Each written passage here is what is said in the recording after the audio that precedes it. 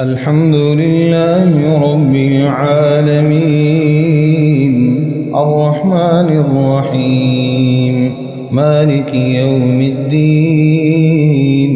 إياك نعبد وإياك نستعين اهدنا الصراط المستقيم صراط الذين أنعمت عليهم غير المغضوب عليهم ولا الضالين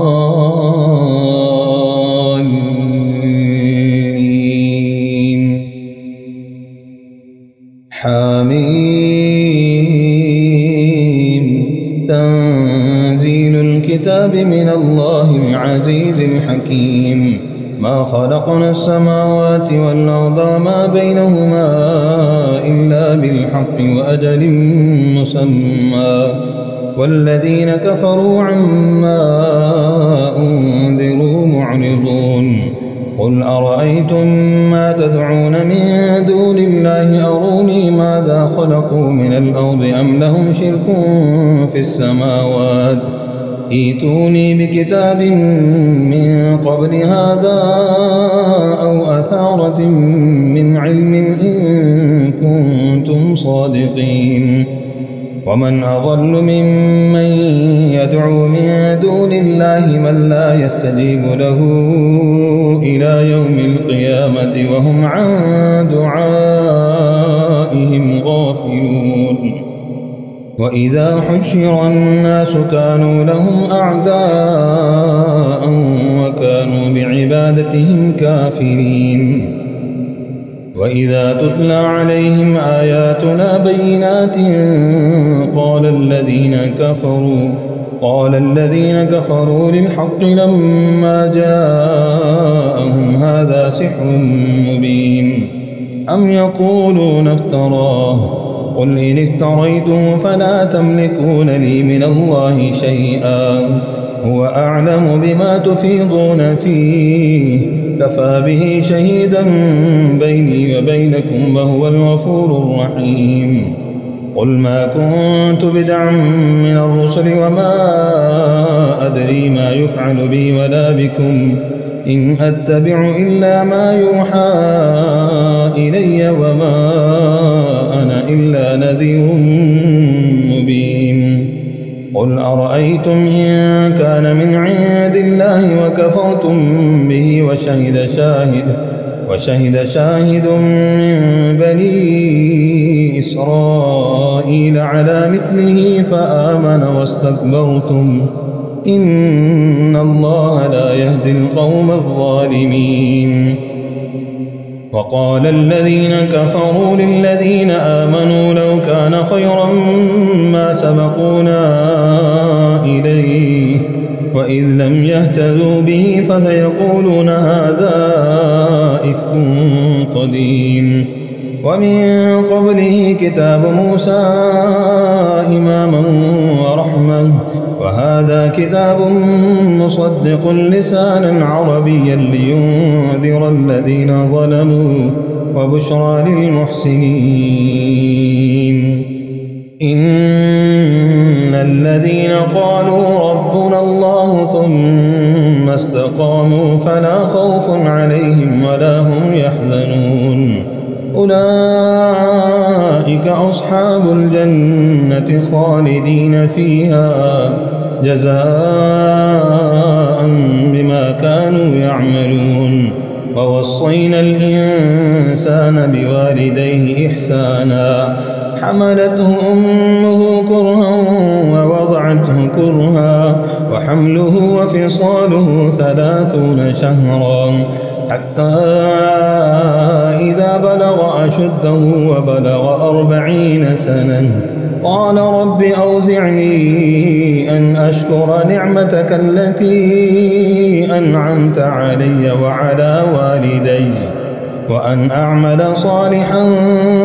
ترضاه وأصلح لي في ذريتي إني تبت إليك وإني من المسلمين أولئك الذين نتقبل عنهم أحسن ما عملوا ونتجاوز عن سيئاتهم في أصحاب الجنة وعد الصدق الذي كانوا يوعدون. والذي قال لوالديه أف لكما أتعدانني أن أخرج وقد خلت القرون من قبلي وهما يستغيثان الله ويلك آمن إن وعد الله حق فيقول ما هذا إلا أساطير الأولين. أولئك الذين حق عليهم القول في قد خلت من قبلهم من الجن والإنس إنهم كانوا خاسرين. ولكل درجات مما عملوا وليوفيهم أعمالهم وهم لا يظلمون. ويوم يعرض الذين كفروا على النار أذهبتم طيباتكم في حياتكم الدنيا واستمتعتم بها فاليوم تجزون عذاب الهون بما كنتم تستكبرون في الأرض بغير الحق وبما كنتم تفسقون. واذكر أخا عاد إذ أنذر قومه بالأحقاف وقد خلت النذر من بين يديه ومن خلفه ألا تعبدوا إلا الله إني أخاف عليكم عذاب يوم عظيم. قالوا أجئتنا لتأفكنا عن آلهتنا فأتنا بما تعدنا إن كنت من الصادقين. قال إنما العلم عند الله وأبلغكم ما أرسلت به ولكني أراكم قوما تجهلون. فلما رأوه عارضا مستقبل أوديتهم قالوا هذا عارض ممطرنا بل هو ما استعجلتم به ريح فيها عذاب أليم تدمر كل شيء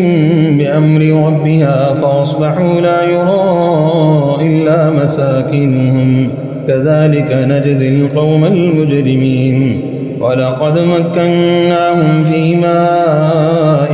مكناكم فيه وجعلنا لهم سمعا وأبصارا وأفئدة فما أغنى عنهم سمعهم ولا أبصارهم ولا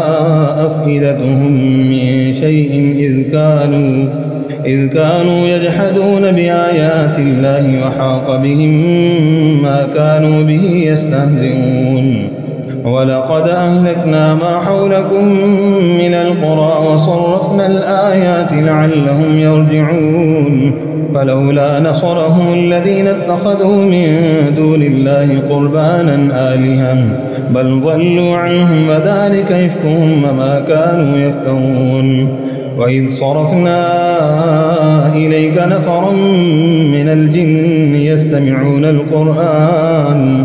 فلما حضروه قالوا أنصتوا فلما قضي ولوا إلى قومهم منذرين. قالوا يا قومنا إنا سمعنا كتابا أنزل من بعد موسى مصدقا لما بين يديه يهدي إلى الحق وإلى طريق مستقيم. يا قومنا أجيبوا داعي الله وآمنوا به يغفر لكم من ذنوبكم ويجركم من عذاب أليم. ومن لا يجب داعي الله فليس بمعجز في الأرض وليس له من دونه أولياء أولئك في ضلال مبين.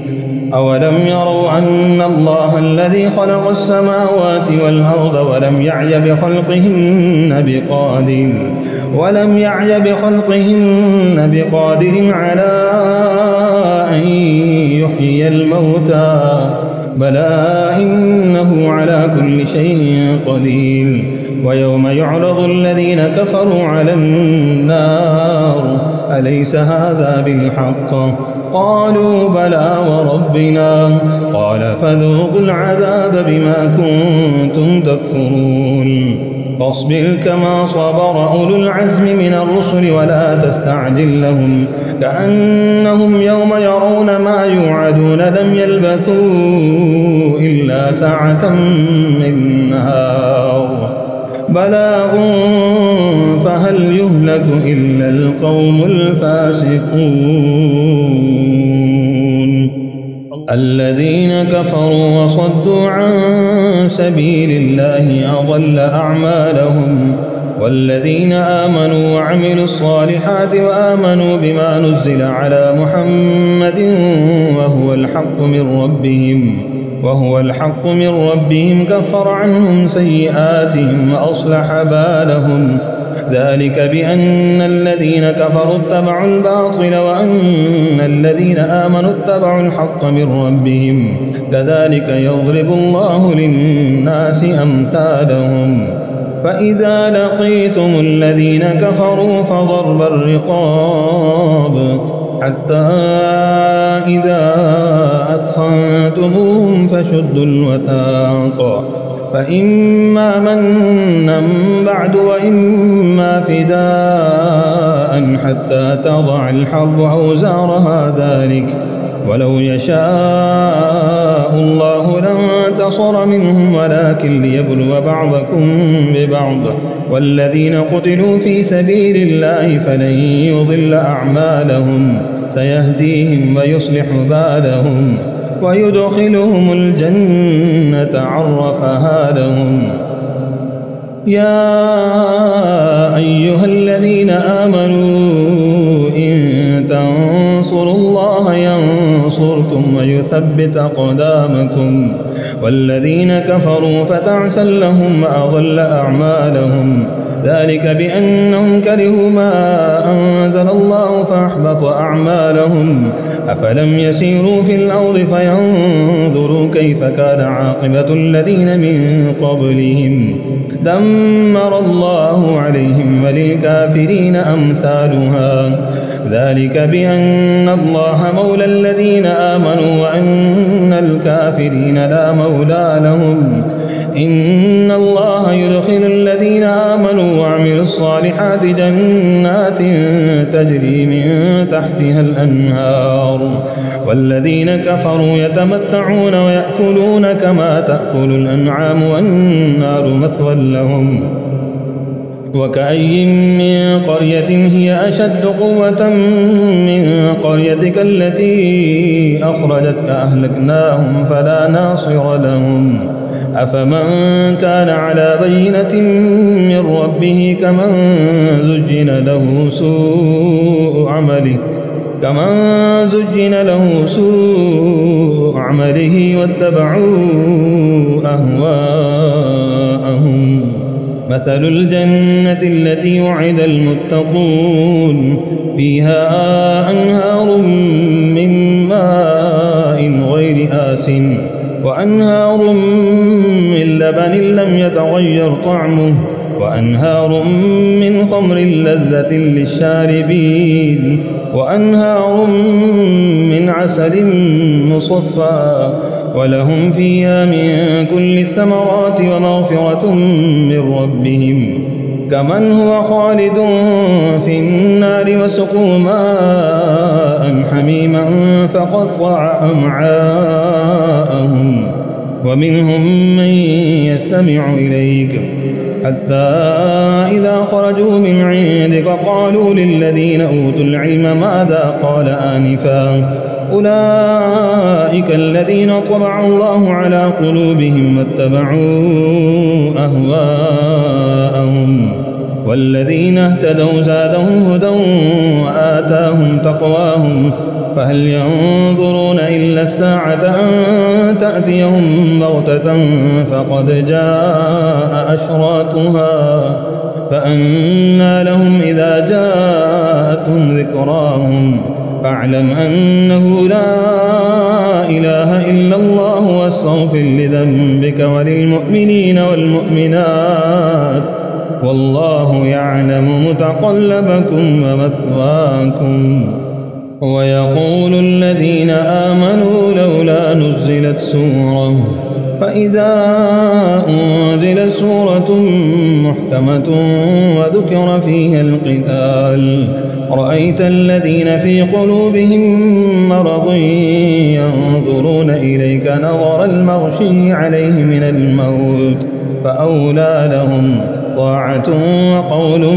معروف. فإذا عزم الأمر فلو صدقوا الله لكان خيرا لهم. فهل عسيتم إن توليتم أن تفسدوا في الأرض وتقطعوا أرحامكم؟ أولئك الذين لعنهم الله فأصمهم وأعمى أبصارهم أفلا يتدبرون القرآن أم على قلوب أقفالها؟ إن الذين ارتدوا على أدبارهم من بعد ما تبين لهم الهدى الشيطان سول لهم وأملى لهم ذلك بأنهم قالوا للذين كرهوا ما نزل الله سنطيعكم في بعض الأمر والله يعلم إسرارهم. فكيف إذا توفتهم الملائكة يضربون وجوههم وأدبارهم ذلك بأنهم اتبعوا ما أسخط الله وكرهوا رضوانه فأحبط أعمالهم. أم حسب الذين في قلوبهم مرض أن لن يخرج الله أضغانهم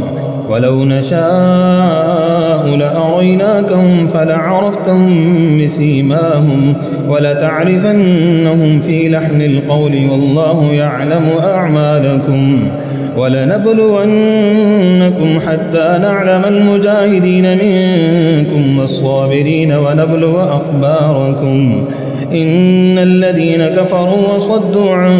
سبيل الله وشاقوا الرسول من بعد ما تبين لهم الهدى لن يضروا الله شيئا وسيحبط أعمالهم. يا أيها الذين آمنوا أطيعوا الله وأطيعوا الرسول ولا تبطلوا أعمالكم. إن الذين كفروا وصدوا عن سبيل الله ثم ماتوا وهم كفار فلن يغفر الله لهم. فلا تهنوا وتدعوا إلى السلم وأنتم الأعلون والله معكم ولن يتركم أعمالكم. إنما الحياة الدنيا لعب ولهو وإن تؤمنوا وتتقوا يؤتكم أجوركم ولا يسألكم أموالكم. إن يسألكموها فيحفكم تبخلوا ويخرج أضغانكم. ها أنتم هؤلاء تدعون لتنفقوا في سبيل الله فمنكم من يبخل ومن يبخل فإنما يبخل عن نفسه والله الغني وأنتم الفقراء.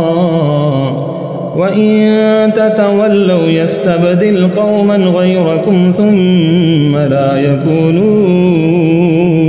أمثالكم. إنا فتحنا لك فتحا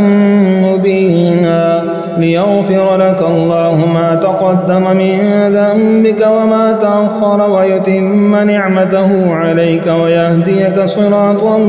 مستقيما وينصرك الله نصرا عزيزا. هو الذي أنزل السكينة في قلوب المؤمنين ليزدادوا إيمانا مع إيمانهم ولله جنود السماوات والأرض وكان الله عليما حكيما ليدخل المؤمنين والمؤمنات جنات تجري من تحتها الأنهار خالدين فيها ويكفر عنهم سيئاتهم وكان ذلك عند الله فوزا عظيما ويعذب المنافقين والمنافقات والمشركين والمشركات الظانين بالله ظن السوء عليهم دائرة السوء وغضب الله عليهم ولعنهم وأعد لهم جهنم وساءت مصيرا ولله جنود السماوات والأرض وكان الله عزيزا حكيما إنا أرسلناك شاهدا ومبشرا ونذيرا لتؤمنوا بالله ورسوله وتعزروه وتوقروه وتسبحوه بكرة وأصيلا إن الذين يبايعونك إنما يبايعون الله يد الله فوق أيديهم فمن نكث فإنما ينكث على نفسه ومن أوفى بما عاهد عليه الله فسيؤتيه أجرا عظيما سيقول المخلفون من الأعراب شغلتنا أموالنا وأهلنا فاستغفر لنا يقولون بألسنتهم ما ليس في قلوبهم قل فمن يملك لكم من الله شيئا إن أراد بكم ضرا أو أراد بكم نفعا بل كان الله بما تعملون خبيرا بل ظننتم أن لن ينقلب الرسول والمؤمنون إلى أهليهم أبدا وزجن ذلك في قلوبكم وظننتم ظن السوء وكنتم قوما بورا ومن لم يؤمن بالله ورسوله فإنا أعتدنا للكافرين سعيرا ولله ملك السماوات والأرض يغفر لمن يشاء ويعذب من يشاء وكان الله غفورا رحيما سيقول المخلفون إذا انطلقتم إلى مغانم لتأخذوها ذرونا نتبعكم يريدون أن يبدلوا كلام الله قل لن تتبعونا كذلكم قال الله من قبل فسيقولون بل تحسدوننا بل كانوا لا يفقهون إلا قليلا قل للمخلفين من الأعراب ستدعون إلى قوم أولي بأس شديد تقاتلونهم أو يسلمون فإن تطيعوا يؤتكم الله أجرا حسنا وإن تتولوا كما توليتم من قبل يعذبكم عذابا أليما ليس على الأعمى حرج ولا على الأعرج حرج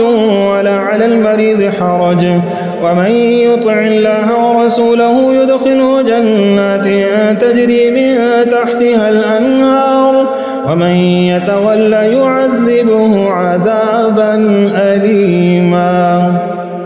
لقد رضي الله عن المؤمنين إذ يبايعونك تحت الشجرة فعلم ما في قلوبهم فأنزل السكينة عليهم وأثابهم فتحا قريبا ومغانم كثيرة يأخذونها وكان الله عزيزا حكيما وعدكم الله مغانم كثيرة تأخذونها فعجل لكم هذه وكف أيدي الناس عنكم ولتكون آية للمؤمنين ويهديكم صراطا مستقيما وأخرى لم تقدروا عليها قد أحاط الله بها وكان الله على كل شيء قديرا ولو قاتلكم الذين كفروا لولوا الأدبار ثم لا يجدون وليا ولا نصيرا سنة الله التي قد خلت من قبل ولن تجد لسنة الله تبديلا وهو الذي كف أيديهم عنكم وأيديكم عنهم ببطن مكة من بعد أن أظفركم عليهم وكان الله بما تعملون بصيرا هم الذين كفروا وصدوكم عن المسجد الحرام والهدي معكوفا أن يبلغ محله ولولا رجال مؤمنون ونساء مؤمنات لم تعلموهم أن تطؤوهم فتصيبكم منهم معرة بغير علم ليدخل الله في رحمته من يشاء لو تزيلوا لعذبنا الذين كفروا منهم عذابا أليما إذ جعل الذين كفروا في قلوبهم الحمية حمية الجاهلية فأنزل الله سكينته على رسوله وعلى المؤمنين وألزمهم كلمة التقوى وكانوا أحق بها وأهلها وكان الله بكل شيء عليما لقد صدق الله رسوله الرؤيا بالحق لتدخلن المسجد الحرام إن شاء الله آمنين محلقين رؤوسكم ومقصرين لا تخافون فعلم ما لم تعلموا فجعل من دون ذلك فتحا قريبا هو الذي أرسل رسوله بالهدى ودين الحق ليظهره على الدين كله وكفى بالله شهيدا محمد رسول الله والذين معه أشداء على الكفار رحماء بينهم تراهم ركعا سجدا يبتغون فضلا من الله ورضوانا سيماهم في وجوههم من أثر السجود ذلك مثلهم في التوراة ومثلهم في الإنجيل كزرع أخرج شطأه فآزره فاستغلظ فاستوى على سوقه يعجب الزراع ليغيظ بهم الكفار وعد الله الذين آمنوا وعملوا الصالحات منهم مغفرة وأجرا عظيما يا أيها الذين آمنوا لا تقدموا بين يدي الله ورسوله واتقوا الله إن الله سميع عليم يا أيها الذين آمنوا لا ترفعوا أصواتكم فوق صوت النبي ولا تجهروا له بالقول كجهر بعضكم لبعض أن تحبط أعمالكم وأنتم لا تشعرون إن الذين يغضون أصواتهم عند رسول الله أولئك الذين امتحن الله قلوبهم للتقوى لهم مغفرة وأجر عظيم إن الذين ينادونك من وراء الحجرات أكثرهم لا يعقلون ولو أنهم صبروا حتى تخرج إليهم لكان خيرا لهم والله غفور رحيم يا أيها الذين آمنوا إن جاءكم فاسق بنبأ فتبينوا أن تصيبوا قوما بجهالة فتصبحوا على ما فعلتم نادمين واعلموا أن فيكم رسول الله لو يطيعكم في كثير من الأمر لعنتم ولكن الله حبب إليكم الإيمان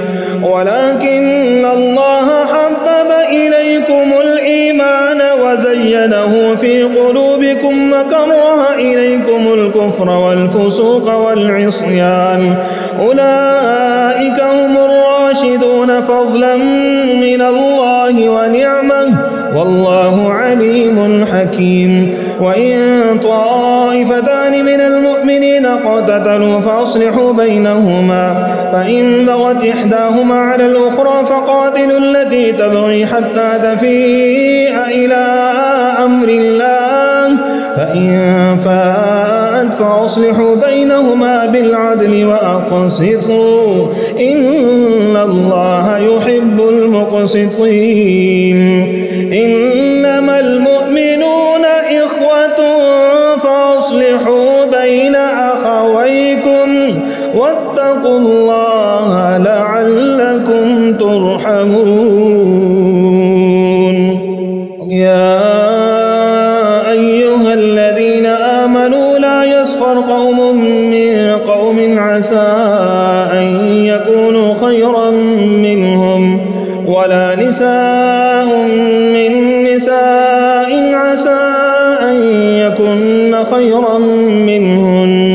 ولا تلمزوا أنفسكم ولا تنابزوا بالألقاب بئس الاسم الفسوق بعد الإيمان ومن لم يتب فأولئك هم الظالمون. يا أيها الذين آمنوا اجتنبوا كثيرا من الظن إن بعض الظن إثم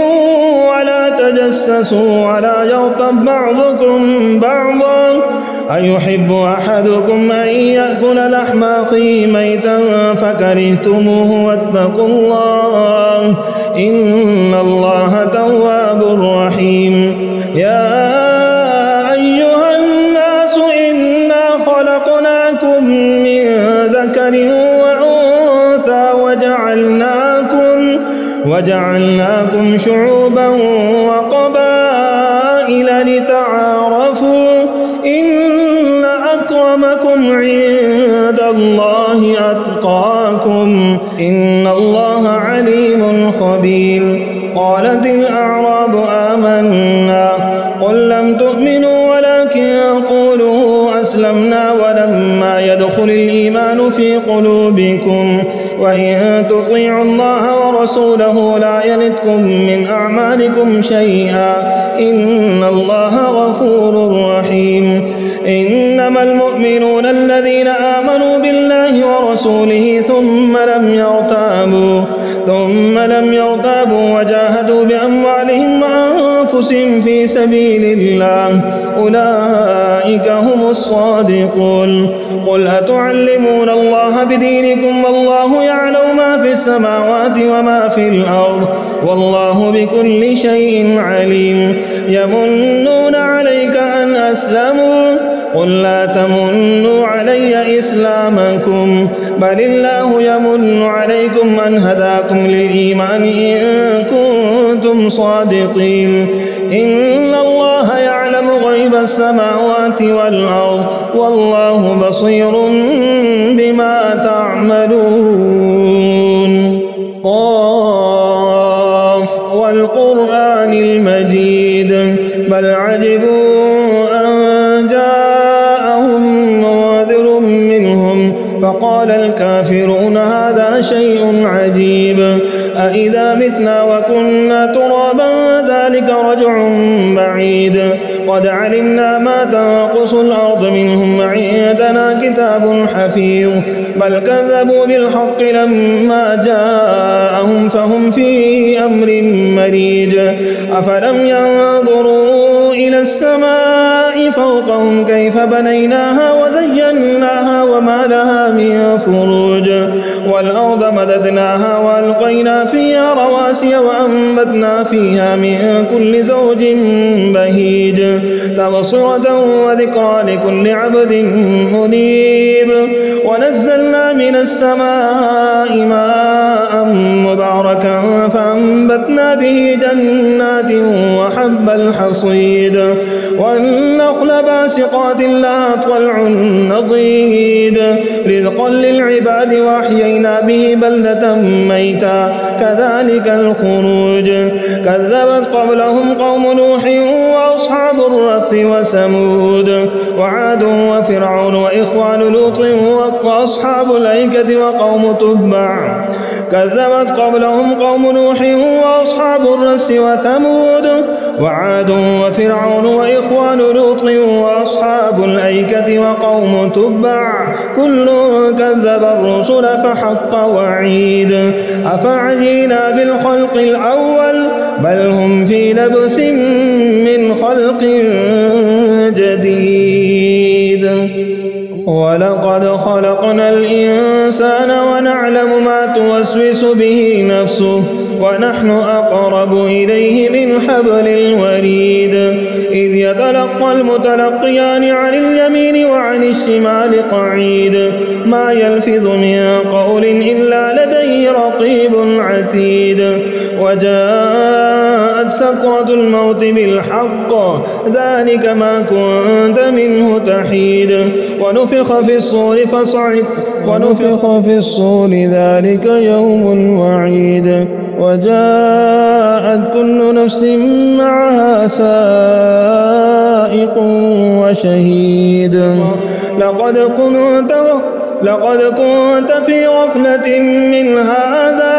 لقد كنت في غفلة من هذا فكشفنا عنك غطاءك فبصرك اليوم حديد وقال قرينه هذا ما لدي عتيد ألقيا في جهنم كل كفار عنيد مناع للخير معتد مريب الذي جعل مع الله إلها آخر فألقياه في العذاب الشديد قال قرينه ربنا ما أطغيته ولكن كان في ضلال بعيد قال لا تختصموا لدي وقد قدمت إليكم بالوعيد ما يبدل القول لدي وما أنا بظلام للعبيد يوم نقول لجهنم هل امتلأت وتقول هل من مزيد وأزلفت الجنة للمتقين غير بعيد هذا ما توعدون لكل أواب حفيظ من خشي الرحمن بالغيب وجاء بقلب منيب ادخلوها بسلام ذلك اليوم الخلود لهم ما يشاءون فيها ولدينا مزيد وكم أهلكنا قبلهم من قرن هم أشد منهم بطشا فنقبوا في البلاد هل من محيص إن في ذلك لذكرى لمن كان له قلب أو ألقى السمع وهو شهيد ولقد خلقنا السماوات والأرض وما بينهما في 6 أيام وما مسنا من لغوب فاصبر على ما يقولون وسبح بحمد ربك قبل طلوع الشمس وقبل الغروب ومن الليل فسبحه وأدبار السجود واستمع يوم ينادي المناد من مكان قريب يوم يسمعون الصيحة بالحق ذلك يوم الخروج إنا نحن نحيي ونميت وإلينا المصير يوم تشقق الأرض عنهم سراعا ذلك حشر علينا يسير نحن أعلم بما يقولون وما أنت عليهم بجبار فذكر بالقرآن من يخاف وعيد والذاريات ذروا فالحاملات وقرا فالجاريات يسرا فالمقسمات أمرا إنما توعدون لصادق وإن الدين لواقع والسماء ذات الحبك إنكم لفي قول مختلف يؤفك عنه من أفك قتل الخراصون الذين هم في غمرة ساهون يسألون أيان يوم الدين يوم هم على النار يفتنون ذوقوا فتنتكم هذا الذي كنتم به تستعجلون إلا المتقين في جنات وعيون آخذين ما آتاهم ربهم إنهم كانوا قبل ذلك محسنين كانوا قليلا من الليل ما يهجعون وبالأسحار هم يستغفرون وفي أموالهم حق للسائل والمحروم وفي الأرض آيات للموقنين وفي أنفسكم أفلا تبصرون وفي السماء رزقكم وما توعدون فورب السماء والأرض إنه لحق مثل ما أنكم تنطقون هل أتاك حديث ضيف إبراهيم المكرمين إذ دخلوا عليه فقالوا سلاما قال سلام قوم منكرون فراغ إلى أهله فجاء بعجل سمين فقربه إليهم قال ألا تأكلون فأوجس منهم خيفة قالوا لا تخف فبشروه بغلام عليم فأقبلت امرأته في صرة فصكت وجهها وقالت عجوز عقيم قالوا كذلك قال ربك إنه هو الحكيم العليم الحمد لله رب العالمين الرحمن الرحيم مالك يوم الدين إياك نعبد وإياك نستعين اهدنا الصراط المستقيم صراط الذين أنعمت عليهم غير المغضوب عليهم ولا الضالين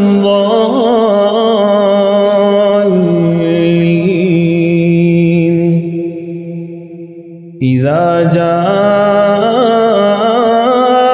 نصر الله والفتح ورأيت الناس يدخلون في دين الله أفواجا فسبح بحمد ربك واستغفره إنه كان توابا تبت يدا أبي لهب وتب ما أغنى عنه ماله وما كسب سيصلى نارا ذات لهب وامرأته حمالة الحطب في جيدها حبل من مسد قل هو الله أحد